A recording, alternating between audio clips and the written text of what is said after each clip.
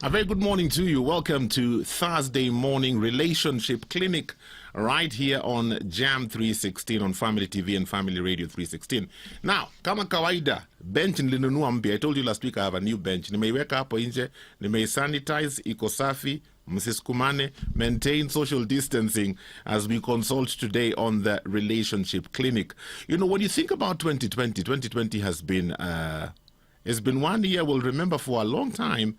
And one of the things that I see that happened in 2020 is a lot of relationships were hit hard, especially because of the whole economic aspect. People losing their jobs, people taking a salary cut, businesses shutting down. That spilled over into the marriage setup. We saw a rise in domestic violence cases. We saw a rise in teenage pregnancy. I was speaking to a friend of mine who's a marriage counselor, and he told me two actually. One, a marriage counselor and a marriage therapist, that both of them told me that this has been one of the busiest years for them because they had client after client after client, a lot of meetings on Zoom, a lot of interactions, just trying to help couples to stay afloat and to stay together. And so today on the Relationship Clinic, we are going to talk about how to rekindle that love in your marriage relationship. It's always very disturbing how sometimes boy meets girl, you fall head over heels in love with one another.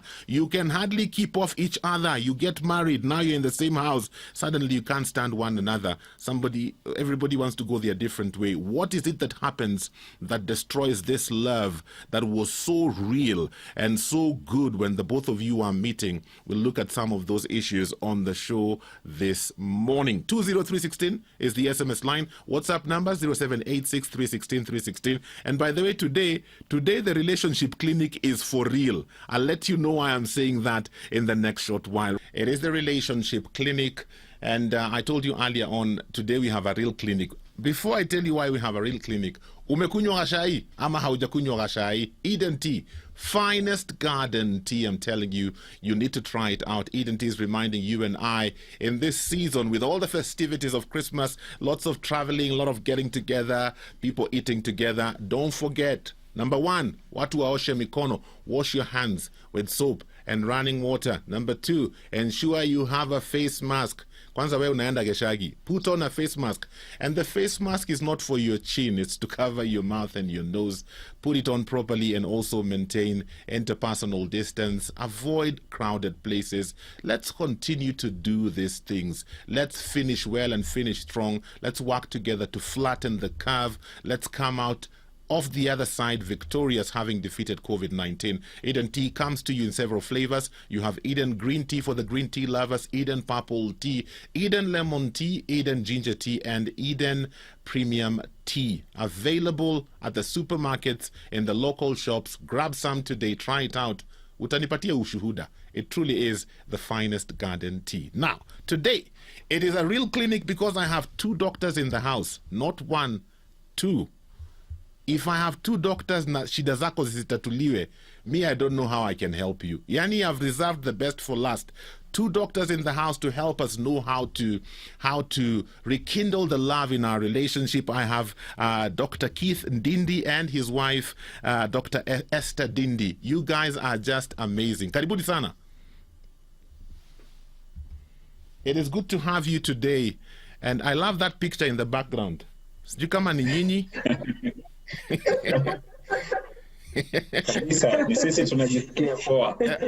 That's nice. Now, before we get into our discussion today, you guys are actually the couple behind Thriving Couples. Talk to me a bit about that. Where did that come from, and what's the purpose of Thriving Couples? Thanks so much. Really excited to be here. But just to answer your question, Thriving Couples came about from a passion that we've had, Esther and I. Mm-hmm. We've been married now 15 years. Wow. And we've enjoyed this marital relationship. Uh-huh. And every time we hear about marriage on these streets, it's just negative talk. Yes. You know, there's hardly any positive engagement that you see out there.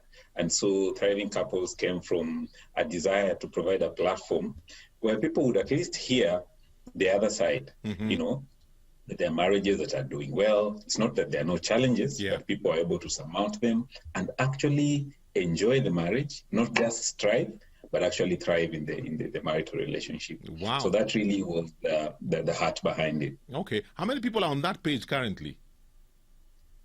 We are approaching 600,000, so we are 0.57 something million. That is amazing. That's amazing. That just goes to show you the need that is out there. You know, people have a need to get the right information about relationships. So, man, you guys are doing a good job. Is there a book also you've written about thriving couples?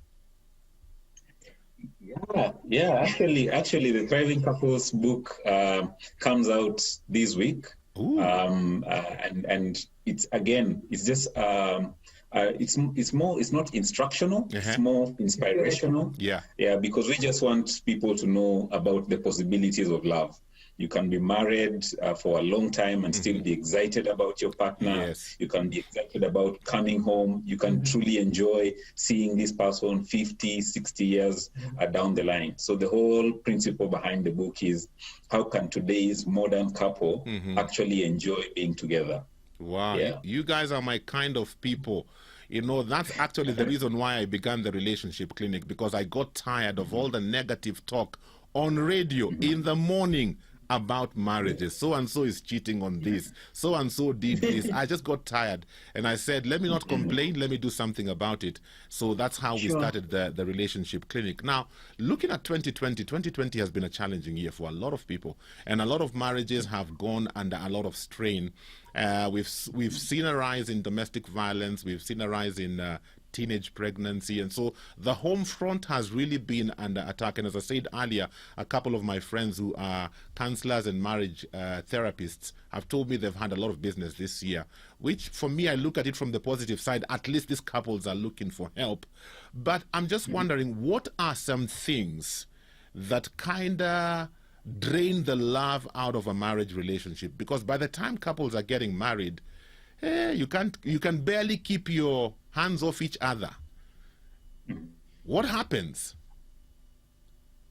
Okay, I think I'd say, like, for starters, this year, of course, has been very challenging for many people, and I think because it was totally unexpected, this is something we did not plan for.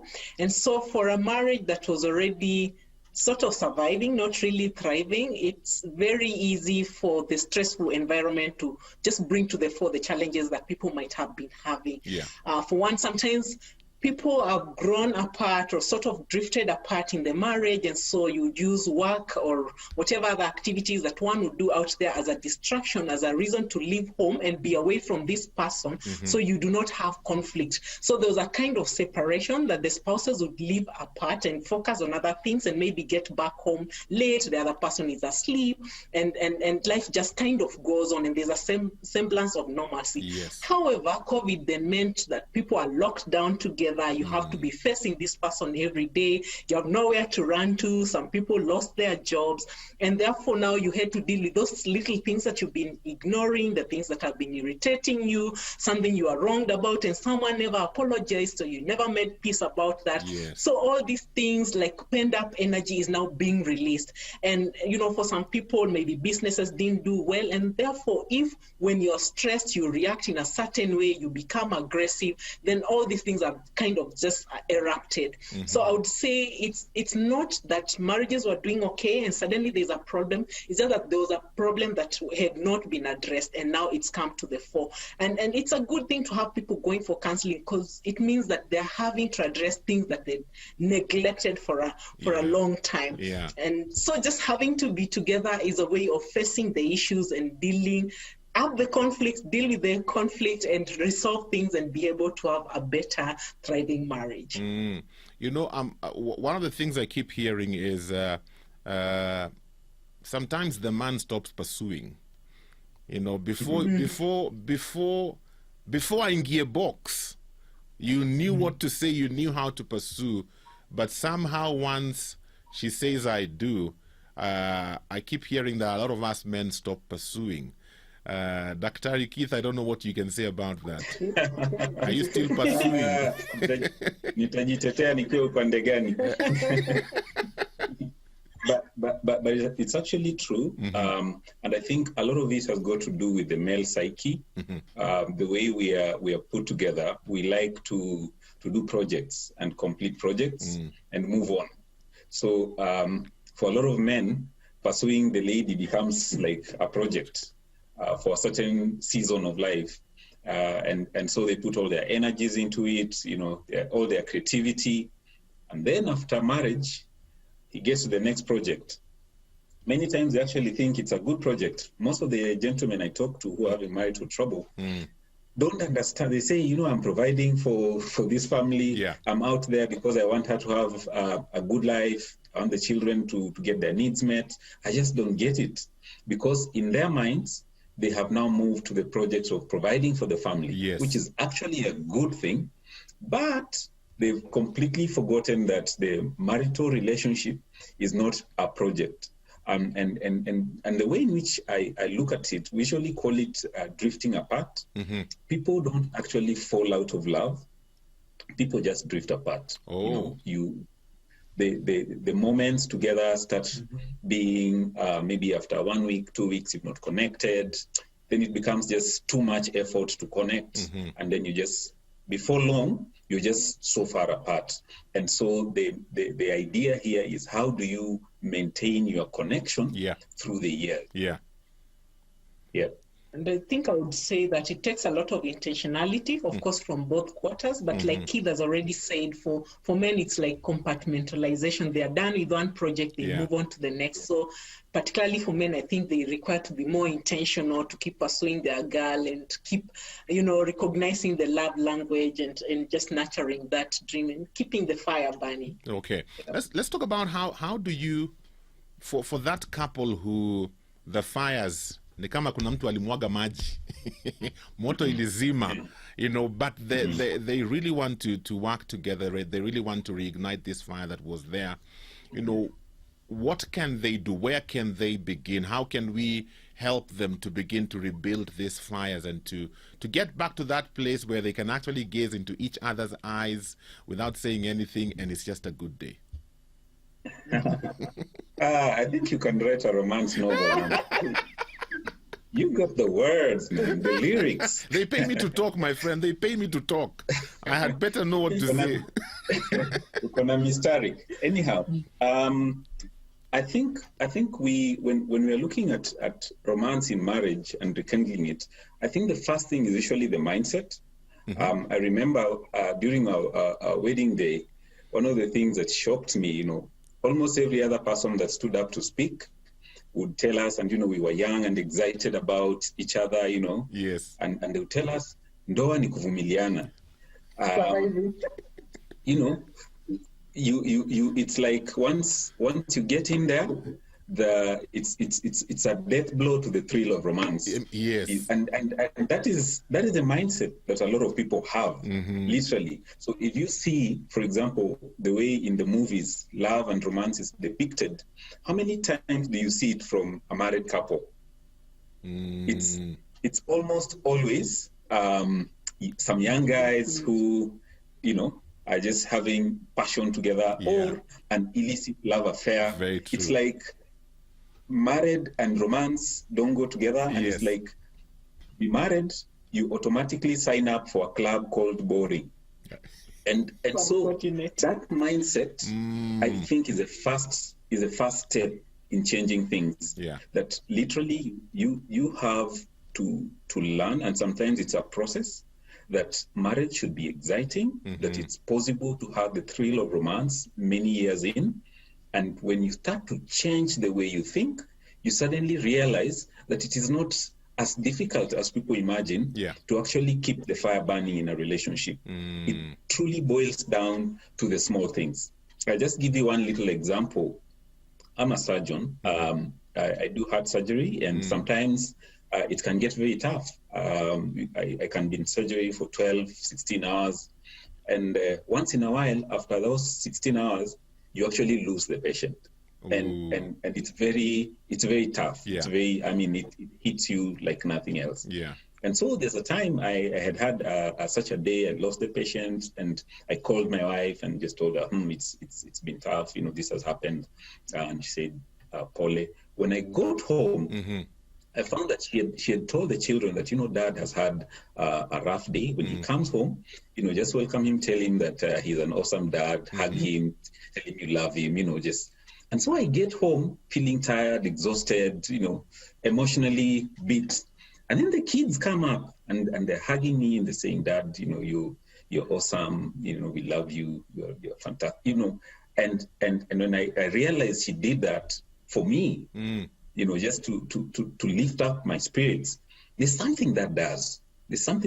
So we like to equate in our marriage romance to thoughtfulness. Yes. Just being thoughtful about your partner. So what are the little things? What can I do today that will show her that I'm thinking about her? It might be as simple as just that little SMS. It might be as simple as a little note that you leave on the pillow. Yeah. It might be as simple as helping out with the dishes. Just little things that show your partner you really care. When you start to develop those as a habit, it starts to rekindle something in the relationship. I think this is the point where I come in and I say, wheel it up, selector, because what you have said, I think that's very important, and sometimes we don't realize the impact of such a small thing. I am sure there's a husband somewhere who was listening, and when you began talking about how my wife told my kids Dad has had a rough day when he comes in, I'm sure there's a husband who was looking at the wife somewhere. Maybe they are driving as they are listening to this show. Nimeona ni kama tu amempatia glance ile ya sikiza hii maneno. Sio kila saa nikiingia, side view. Si kila saa nikiingia kwa nyumba. Sasa, what kind of a husband are you? What? But I think I appreciate and I love what you're saying. Now, I'm giving you the opportunity to be a part of this conversation. If you have a thought, 20316, a comment, 0786316316. That's WhatsApp and SMS lines. You can use those ones as we continue to talk about how to rekindle that love in your relationship. It is the Relationship Clinic. Today we have two doctors in the house, Dr. Keith and his wife, Dr. Esther, here with us. And we are talking about how to rekindle the love in your marriage relationship. 2020 has really hit hard on relationships and marriage, and we are finishing the year strong by looking back, learning lessons, making things better as we move into 2021. So, Dr. Keith, I like what you said. It seems small, but I think the impact goes a long way. There's somebody who's asking about communication, and they're saying that they realize their relationship has fallen apart because of lack of communication. What can they do to build up those communication lines again and to get back to that place where they were before? I think I would start by saying, when people are dating or courting, they're always chatting. You want to spend lots of time together. Yes. But like Keith said, sometimes when you get into marriage, it just becomes this formal thing, or maybe boring. You're no longer talking to each other. So really, to be able to start communicating again is to remember where you started and the topics that just connect you. And it has to be just the simple things, from the first thing you do in the morning when you wake up, and do you turn and say good morning to your spouse? Do you look at them? I know that time their hair might not be looking amazing, or their breath might not be the best at that time, but just showing that thoughtfulness the moment you wake up, how you start treating someone from the first thing in the morning throughout the day really matters in terms of just also rekindling the communication. And sometimes it doesn't have to be the problem. And one thing that really kills communication is if every time you're talking, it's about we are running out of gas, or the diapers are, we don't have diapers, or we need, if it's always about things that are required in the house, then it can feel so draining. And maybe sometimes one is already struggling to make ends meet, the resources are limited. So beyond just asking for things, we should focus more on, just nourishing the person, telling, them how much they mean to you, how much they matter, like appreciating the person as a person before you appreciate whatever else they can provide. Okay. And that goes a long way even in other aspects of marriage, because communication also starts to die away when the intimacy is lacking. And this is intimacy overall, including sexual intimacy. So when people start drifting away, they're not communicating much, then they can't do what we call even marination, saying those warm, cozy things throughout the day, sending a thoughtful message, and that builds up even to the sexual intimacy. So really communication should start with just showing thoughtfulness. And then when there's a conflict or something that really makes the other person uncomfortable, then it should not be tossed under the carpet. Should look for a quiet place, a private space, whether it's in the bedroom or you get away from the children and other people or even family, and talk about it, and without any defenses. If someone is offended, you listen to them without putting up your defense, try to understand them, then address the issue, and can make the communication lines more clear. Yeah. I think, of all the things you've said, the one thing that has stuck in my mind is marination. You lost me at marination. And I am just thinking, Wanjiko, I need to send you some SMSs, your marination. As we really believe, by the way, in it's an idea, but that we believe in. Marination, it's a concept for any couple out there. Wow. Before you see each other in the evening, if you had been warming up things during the day, then let's just say the fire will be blazing much quicker. Very true. I agree with you, my friend. Correct. Flesh and blood has not revealed that to you. But Daktaris, this is one of the things I have recognized, that for some reason, communication is not easy to a lot of people. I find there are couples who really don't know what to talk about. If you tell them not to talk about their jobs and not to talk about their children and not to talk about the needs in the house, they kind of get stuck. They really don't know how to connect on that personal level as friends, where you can laugh together, where you can talk about how you feel, where you can talk about how the other person makes you feel, what you like, what you don't like. There are couples who don't know how to get into that space. So how do we help them to get into that space? Because I believe that unlocks something in the relationship. Sometimes people wonder, I remember when I was dating my wife, I would take her to the bus stage and we would actually stay there for 3 hours, and I'm not exaggerating. The matatu guys in Buru knew me. Huyo wachana nae. Time zake bado. From 4, she would take a matatu at 7. And my friends would ask me, what do you guys talk about? And I would tell them, I don't know. We just talk about stuff. And there are couples who've never gotten to that space where they can talk the whole night. They are thinking, what do you talk about the whole night? So how do you help a couple move into that area where they can communicate at that level? All right. I think this takes us back to levels of communication. It's important to know that there is a communication ladder that every couple must learn to ascend, because until you get to the top of that ladder, you'll always struggle with communication. We like to say that the greatest tragedy in communication is the assumption that it has occurred. Yes. So once you learn to climb that ladder, then you truly communicate. So at the very bottom, the level of communication where we say you only speak when you must, like we are out of gas, mtoto anahara. It's like things are thick, Yes. and that's it. Yes. That's it. You say it because you must. When you move beyond that, it goes to what you guys do. We call it a newscaster level of communication, where you're just unleashing the facts. Like your mom called. It looks like today the weather is bad. It's nothing personal. It's there are facts. They're general information. There are facts. Yeah. But at least you move beyond the level where you had to talk. You didn't have to say it, but you have said it. Yes. Yes. So that's newscaster level. When you go just above that, you come to a point now where you start to feel a little free to express your opinions, but it's limited to things that will not raise controversy, where there'll be no chance of friction. So for example, somebody says, today I would rather we go to town for dinner instead of us having dinner here at home, or I like that red dress on you. It's it's safe. Yeah. It's safe because you're not saying you don't like it. So it's a safe space. But it's your opinion. At least you're moving to something more personal. But when you move beyond that, you now start to feel safe enough to express how you feel.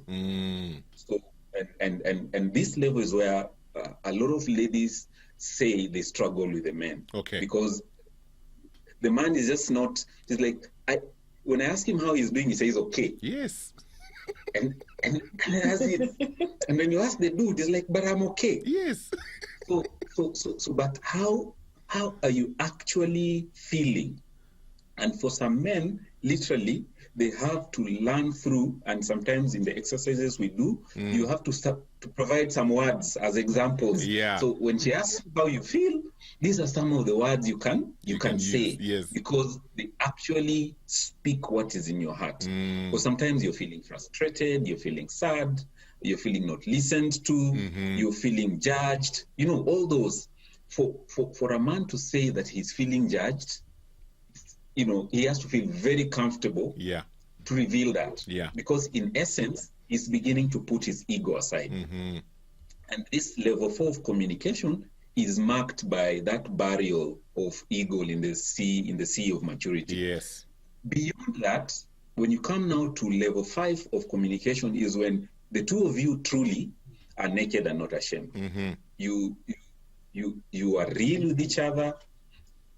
She knows you in out. There is nothing you're trying to prove to your partner.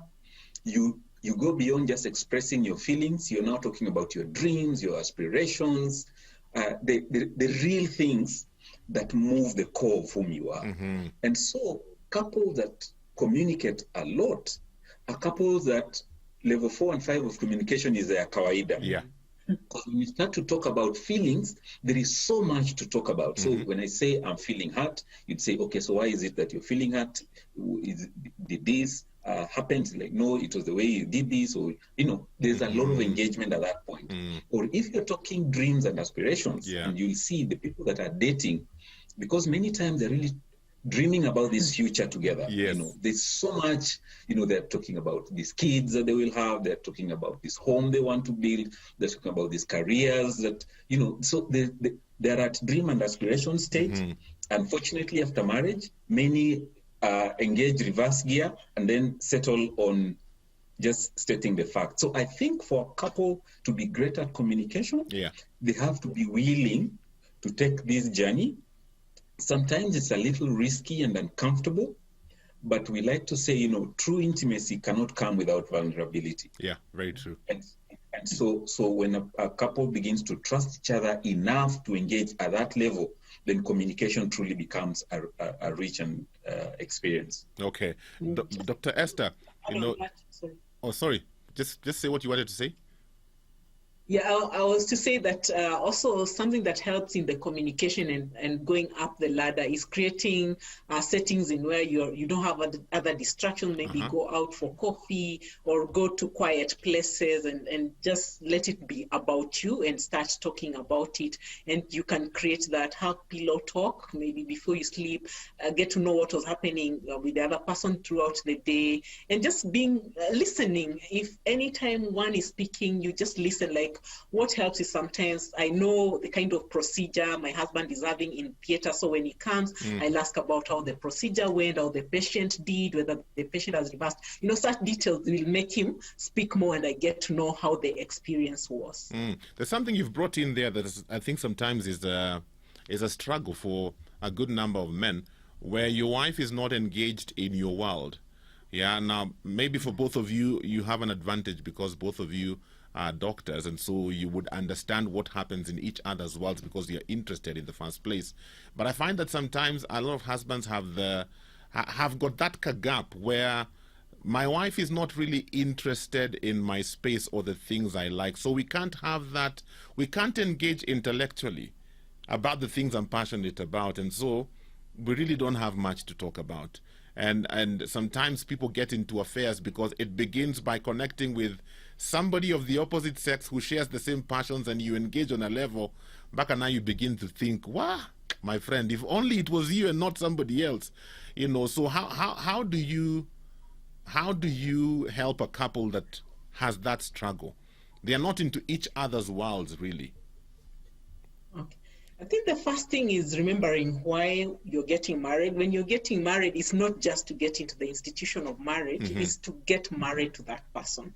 And so for me, a bare minimum would be to have interest in what that person does. Assuming my husband was not even a medic, I would still take extra interest to, I may not understand everything, but I would want to know what he does, what are the main things, and maybe just study a bit. There's a lot one can learn online and learn from the spouse, get to know what they do, what the challenges they have. And therefore, by showing interest in itself, I believe is very attractive to the other person. Yeah. By just asking questions at the end of the day, how your day went, did you get the rice you're looking for? How did you, just knowing how his calendar looks like in the course of the day, and whether he got to achieve what his goals were, and whether he's having any challenges. You don't have to know all the details, but communicate to someone that this person has interest in me. So remember that it's not just about being married, it's about having interest in the person you're married to. And I believe that's where the connections remains, and you'll keep communicating because you have interest in the person. Yeah. And they would really be strange to not communicate back to you and for you to get to know even more in their field. Yeah. You know, you say that, and I think, yeah. I think this is a very honest assessment. I think for a lot of men, we are very disrespectful to our wives. There is an assumption, made that she cannot understand. I wish we knew just how much value there is in allowing these people that God has put in our lives to actually bring their wisdom to the issues that we face in our workplaces. I think there's a natural intuition that ladies have. I don't know. There's just a certain gifting. They can sense stuff. So lucky are the men who allow their ladies into their lives, because sometimes that wisdom can save you $1 million. Very so true. It's very respectful to look at your wife as an equal partner who has value to bring to the table, even on issues that go on in the workplace. I think that sixth sense to know things was the improved software that God put in Eve. After he created Adam, he created Eve, new and improved. And the software was updated. Do you know, before we listen to some music, Dr. Esther, there's something you said there that reminded me. Quite a number of years ago, I hosted a lady who was a former call girl. She was a prostitute, a high-end prostitute. And we were having a discussion about her life and how she came to know Christ as her savior and how her life changed. And we touched a bit about her life in prostitution. And she said, many people sometimes look at ladies in this profession and they think these ladies are like this and this. And she was telling me, when you get a client, you get like their profile and you get to find out the things they like, and you study for like a day or two. Kama ni jamaa wa Man U, you make sure you know the whole lineup of Man U. So that by the time you're having, because these were high-end prostitutes that go for functions and stuff like that, they can actually engage these people at an intellectual level. And I thought, what are you talking about? She says, yes. And I thought, wow, that was just something I would never have thought of. And so I understand what you're saying. And I think it's both ways, because sometimes as husbands, we are also not engaged and involved in what our wives are doing, what they like and what they're passionate about. And sometimes it's just about us and what we want. Now, giving you an opportunity to text in on 20316, WhatsApp 0786 316 316. We are talking about how to rekindle that love in your marriage relationship as we finish the year and begin the year anew, looking at good things and better things. It is the Relationship Clinic. Today we have two doctors in the house as husband and wife team. This is the team behind Thriving Couples. If you want to thrive, you had better make an appointment and talk to them. They will point you in the right direction. Dr. Keith and Dr. Esther with us on the Relationship Clinic today. I was going to ask you a question, Dr. Esther, because your husband had said about the kind of day he had and what you did for him that made him feel special and feel loved. So I'm reversing the roles now. What are some of the things that you can share that he does for you that also makes you feel the way he was feeling? Because I think that can help a couple that's tuned in today. Wow, I think for starters, Keith is such an amazing guy with a big heart. And I mean, he's a heart surgeon. How can you be a heart surgeon and you don't have a big heart? You must have a big heart.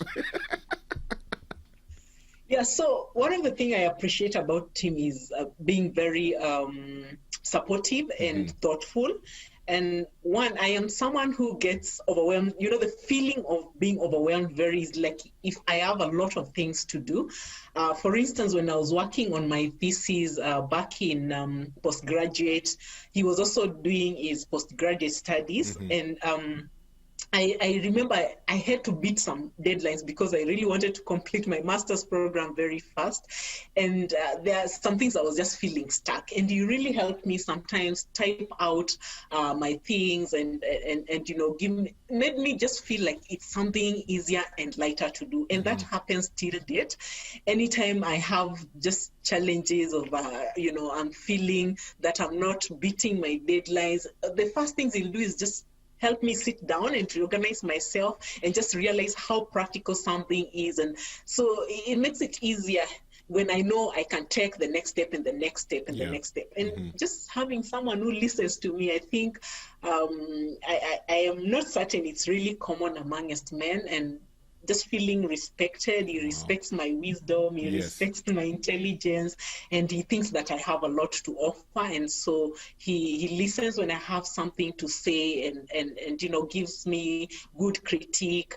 And so feeling respected, feeling that someone cares about me, he makes my things easier, helps me, just navigate my many issues. It's really helpful. And other things like with the babies, like I remember there's this one time our firstborns are twins, a boy and a girl, and this time our daughter was actually having a bad tummy. She came home, she soiled herself. I think I was working and I got home, we had a house help, but when Kip just was in the house, he noticed that he actually sorted our daughter, cleaned her up without involving anyone else. Just that responsibility as a dad and doing things he does not necessarily have to do. They're just some things that really make me feel loved, make me feel cared for, and he's such a good guy. I think I could go on and on. I'm a marinette. I'm a marinette, my friend. I'm telling you, it seems like I have to finish this show quickly. Kabisa. But from what the both of you are sharing, these are not big things and these are not hard things. These are things that anybody, whether you have resources or not, these are things that everybody can do. Every married couple can do. They're very simple things. Why is it that we miss out on these small things? As I said, I think our culture, has really, really glorified and in a big way glorified I would say the negative aspects of the marital relationship. So much so that people literally get into marriage expecting trouble. And so the mind is not attuned to being creative towards building each other or building the relationship, but the mind is more attuned to watching out for the danger signs. So you see somebody is scrolling the phone, the partner's phone, to see has anything interesting in the DM and everything. Instead of thinking, what is it that I can send him so that in his DMs is full of stuff that is encouraging him from me. Not what is it that I will find in there that will prove my fears true. Wow. And so I think that whole mind shift really needs to occur. And what we are doing with our group and everything is really encouraging conversations to show people that marriage is a beautiful thing. It's God's idea. God never came up with anything wrong. So it's God's idea. And so our whole concept should be, how do we make this relationship exciting, unique? Because from the word go, the way it's been made, it's perfect. It's like when you use a lift. If the two of you get into a lift to get to 5th floor, if you get in there and fight, you cannot blame the lift. Yes.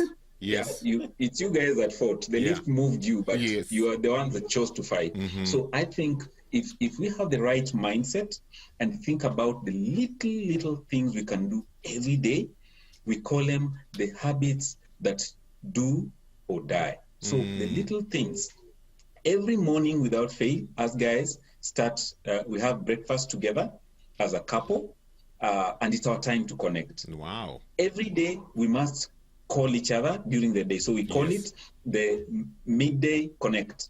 Then in the evening, before we sleep, we have some pillow talk. We always must connect. Those are little things, but they keep you connected. They keep you knowing what's happening in your partner's life.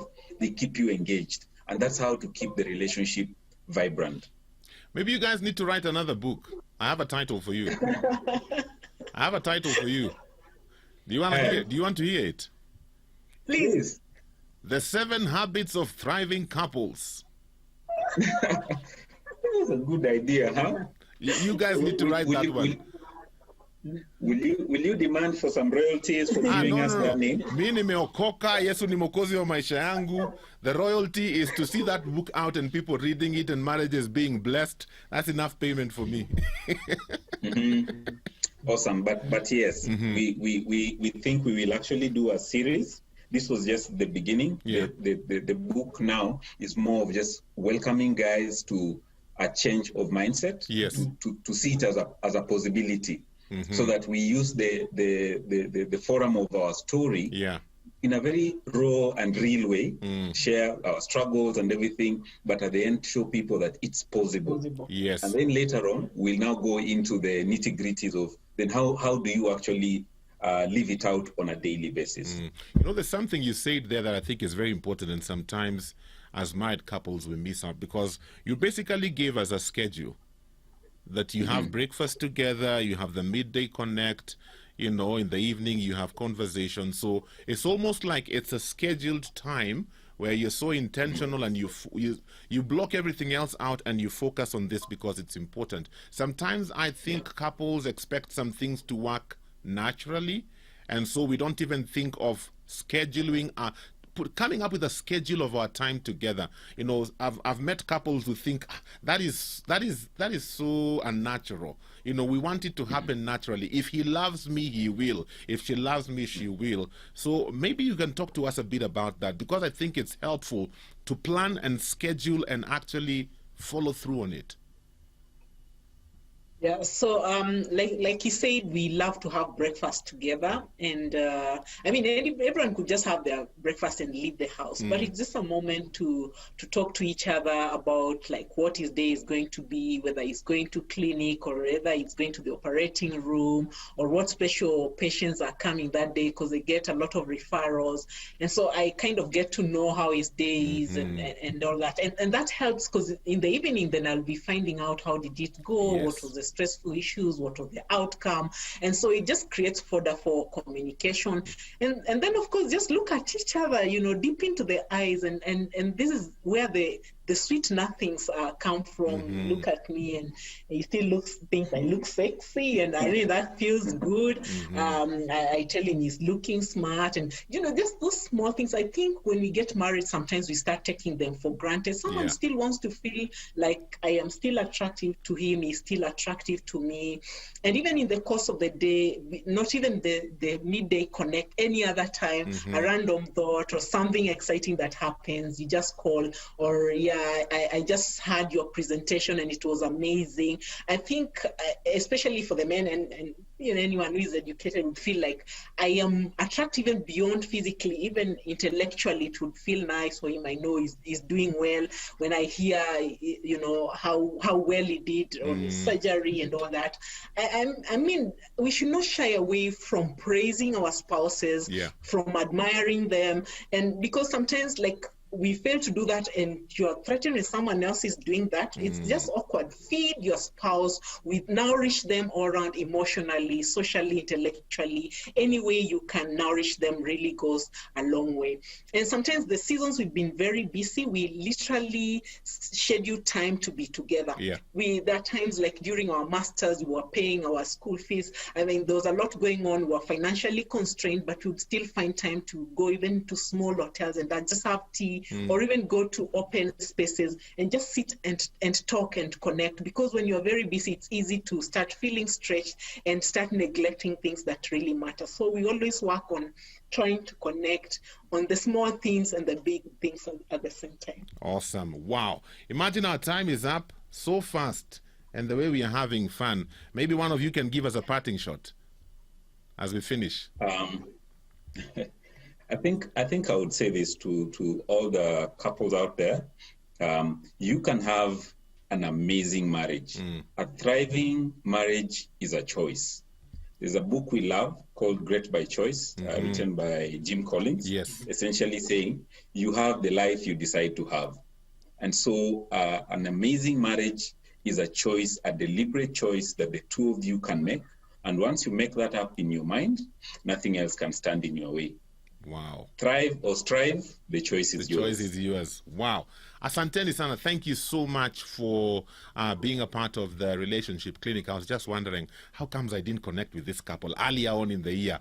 But then 2021 is coming. So 2021, I'm hoping, God willing, we'll have more of you on the show as we continue to journey together and to help couples to thrive in their relationships and to know that there's a way that marriage is supposed to be done. And if you do it the right way, then it works each time, every time. I'm out of time for today, my friends. Thank you so much for being a part of the relationship clinic. Wakati umeisha, clinic inafungwa. But men, let's just make a resolution right now.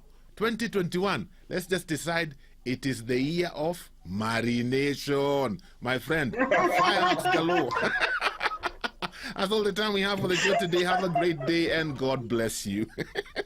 For this and more of our shows, log on to www.familymediaonline.com to enjoy a wide variety of programs from current affairs to testimonials and features, pastoral and inspirational shows, kids entertainment, and so much more. Also stream live on www.familymedia.tv.